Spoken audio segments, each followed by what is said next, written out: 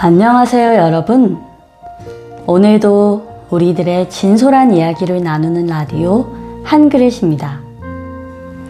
오늘은 22살 대학생분이 보내주신 사연을 읽어드릴게요.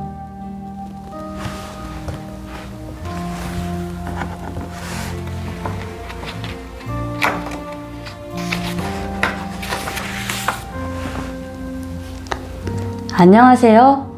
저는 22살 대학생 이도연이라고 합니다. 제 이야기가 너무 평범해서 걱정되지만 요즘 제 마음이 이해가 안 돼서 사연을 보내봅니다. 저는 항상 안정적인 삶을 추구해 왔어요. 원래 꿈이 약사였던 것도 삼촌이 연봉 1억 넘게 받으면서도 일이 편해 보였거든요. 지금은 몇 문제 차이로 약대를 못 가서 반수를 준비하고 있지만 그것도 결국 안정적인 미래를 위해서예요. 저한테는 이성이 가장 중요한 단어예요. 감정에 휘둘려서 해야 할 일을 못하는 건 정말 싫거든요. 고등학교 때 선생님께 혼나면 다음 날까지 공부를 못하는 친구를 보면서 저건 정말 아니다라고 생각했어요. 반대로 혼나도 묵묵히 자기 할 일을 하는 친구를 보면서 저래야 한다고 다짐했고요. 그래서 지금까지 모든 걸 이성적으로 판단해 왔어요. 돈을 많이 버는 것보다는 편하고 안정적인 것, 회를 먹고 싶을 때 먹을 수 있을 정도면 되는 것, 워라밸이 좋은 직업, 이런 식으로 계산해서 살아왔거든요.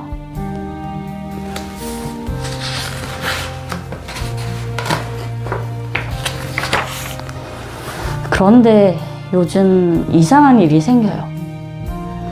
감정적인 친구들을 보면서 부러운 마음이 들기 시작한 거예요.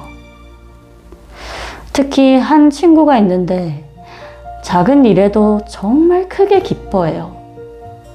시험 점수가 조금만 잘 나와도, 좋아하는 음식을 먹어도, 날씨가 좋아도 진짜 온몸으로 기뻐하거든요. 처음에는 저런 게 뭐가 좋다고 했는데 지금은 그 모습이 너무 부러워요. 저는 좋은 일이 생겨도 뭐 그럭저럭 괜찮네 정도예요.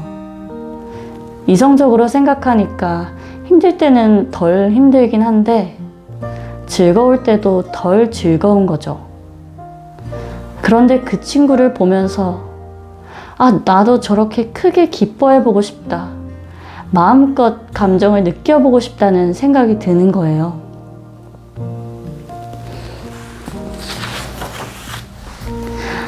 가끔 수업 시간에 딴짓을 할 때가 있어요. 스트레스 받으면 수업을 안 듣고 딴 생각을 하거나 다른 걸 하는데 그 순간이 묘하게 짜릿해요. 고등학교 때 야자를 째는 것 같은 그런 해방감이랄까요?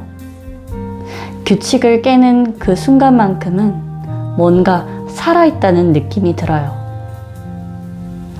그리고 하고 싶은 일을 위해 적극적으로 노력하는 사람들을 보면 정말 멋있어 보여요. 리스펙해요. 그런데 저는 그냥 편한 것만 생각하고 있어서 마음 깊은 곳에서는 저도 뭔가에 열정적으로 빠져보고 싶고 크게 웃고 울고 싶고 감정에 휩쓸려 보고도 싶어요. 근데 동시에 무서워요. 감정적이 되면 안정적인 삶을 잃을까봐, 이성적으로 세워놓은 계획들이 무너질까봐 걱정되거든요.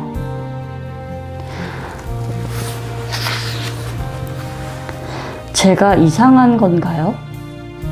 안정을 원하면서도 동시에 뜨겁게 뭔가를 느끼고 싶어 하는 게, 이 두 마음 사이에서 어떻게 균형을 잡아야 할까요?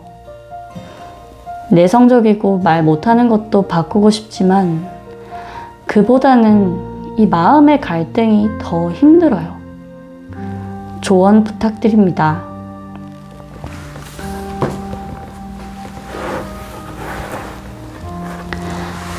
도연님, 전혀 이상하지 않아요. 오히려 도연님의 마음이 너무나 자연스럽고 건강하다는 생각이 들어요. 도연님이 지금 느끼고 계신 그 갈등, 그것 자체가 도연님이 더 풍성한 삶을 원하고 있다는 증거예요. 안정만 추구하던 마음에서 이제 진짜 살아있음을 느끼고 싶어하는 마음이 자라나고 있는 거거든요.